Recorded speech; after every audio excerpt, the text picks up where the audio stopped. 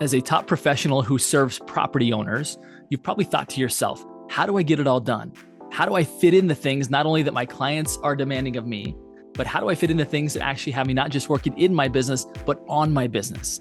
In this episode, I'm going to walk you through a very simple framework that will allow you to strip away all of the distractions, strip away those things that are keeping you from not just executing at the highest level to your existing clients, but again, on doing those things will allow a steady flow of new clients coming into your business.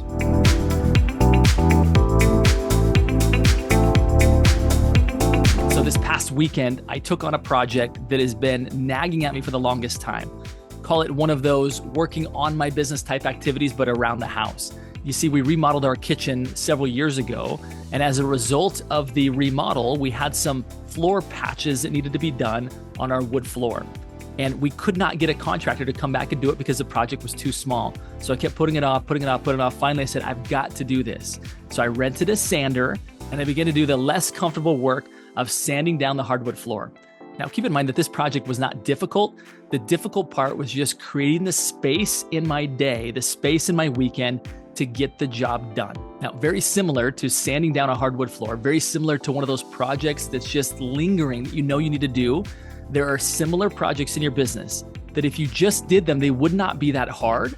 But the problem is that you've got other things that are in the way that are keeping you from doing that important work. Before I get into the framework, let me share with you some of the quotes of some of the greatest business leaders of all time, which, by the way, had way more responsibility than you did, way more responsibility than I did, way more responsibility than you or I combined. And yet they still were able to get so much done. Steve Jobs took over Apple. There were literally hundreds and hundreds of product lines. In other words, so many different things that Apple was building that he came in and he realized that the only way for them to succeed was to eliminate, not to add, but to eliminate. Now, these are Steve Jobs' words. People think focus means saying yes to the thing you've got to focus on, but that's not what it means at all. It means saying no to the 100 other good ideas that there are. You have to pick carefully. Here's another quote from Steve Jobs. I'm actually as proud of the things we haven't done as the things I have done. Innovation is saying no to 1,000 things. Now, if you're not convinced by Steve Jobs' insight, let's hear from Warren Buffett, possibly the greatest investor of all time. The difference between successful people and really successful people is that really successful people say no to almost everything. Now, here's another one. Jim Collins, author of Good to Great, who said, a once-in-a-lifetime opportunity is irrelevant if it's the wrong opportunity. And then the great Peter Drucker said, there is nothing so useless as doing efficiently that which should not be done at all. And then James Clear, author of Atomic Habits, said, you have to say no to good things every day to have the time to say yes to great things. Greg McKeown, author of Essentialism, said, if it isn't a clear yes, then it's a clear no. Again, some of the best business and thought leaders of our generation have told us very specifically that you find success as a professional, not by saying yes to everything, but by being very careful at saying yes to only the right things. And the best way to do that is to say no to most other things. Now I want to share with you this simple framework for eliminating the things that are getting in your way. The first thing that we have to do is we have to audit. Audit what are the things that you're actually doing. A very simple way to do this is to look at where most of your transactions coming from, where most of your clients coming from. Now, I'm not just saying any clients, I'm saying your very best clients, the ones who you would literally have your dream business if you found more and more and more of those clients. Where are they coming from? Okay, that's question number one. And next, it's not just to audit your time, and connected to that is what are you doing with your time to get those types of clients? Now, I would bet money that your very best clients come not just by referral from other people via introduction, but my guess is that they would or could come from professional introductions. In other words, someone else, another professional, has trust with a client and they know what that client is needing next. And when that particular professional makes a handoff to you, makes an introduction to you, it comes with all of the trust that that previous professional had, gets transferred to you. So immediately you step into being a total rock star. You step into being the man or the woman who everybody wants to work with. So as you wrap up this audit, right? As you wrap up really identifying where are my best clients coming from and how much time am I actually spending on those activities, the next question is to ask yourself, what is getting in the way of me doing more of those things? For example, if you're finding, which I believe that you either are or very well could be, getting your very best clients from other professionals, and you're saying, well, I don't have time to court those relationships. Well, I've got two solutions for you. Number one is you're doing all kinds of activities chasing non-ideal clients from non-ideal lead sources. As soon as you identify those things that are not serving you well, it's going to free up space for you to reinvest back into those things that will actually move the needle for you. So step 2 of the 3-part framework is to identify what is not serving you. In other words, what is keeping you from having these ideal clients? In other words, what are you spending your time on?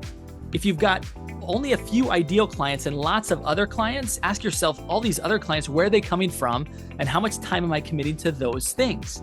Because in the answer to that question is the time that you need to reinvest back into building those relationships that will produce the best kind of clients. Again, just like me sanding down that wood floor, I had to get rid of the old layer on top before I could put down a new layer of top. The same thing is true with you. You have to say no. You have to get rid of all kinds of stuff that's getting in the way of something new coming in and actually producing the kind of results that you want. One other side note that I want you to think about is that Warren Buffett, Steve Jobs, Peter Drucker, James Collins, all of these individuals did not get to where they are by doing it all themselves. I guarantee the authors like James Clear, like Greg McKeown, they did not edit their book all by themselves, right? They didn't publish the book all by themselves.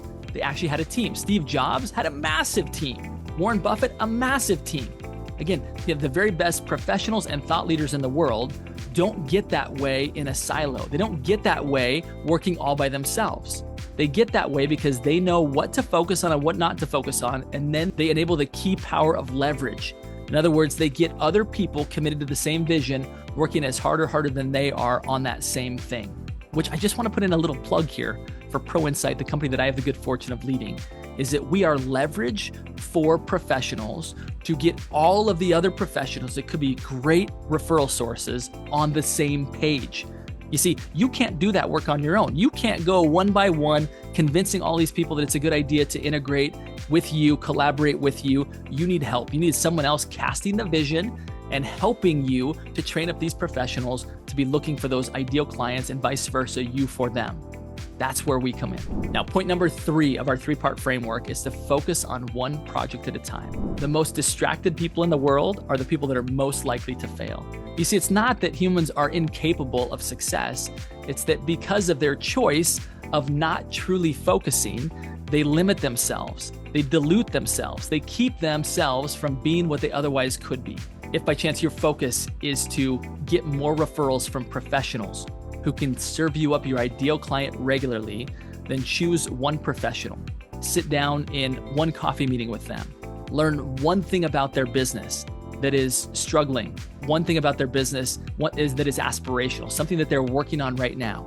Come back to them with one solution and then offer one invitation to be a part of helping solve that problem, not only in their business, but potentially for their clients.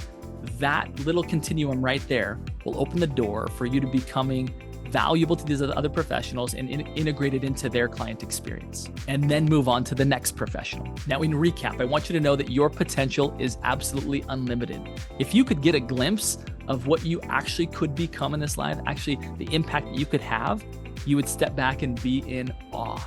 But I'm telling you this, is that it will never come to fulfillment unless you learn to strip away the things that are keeping you from being focused on the right things.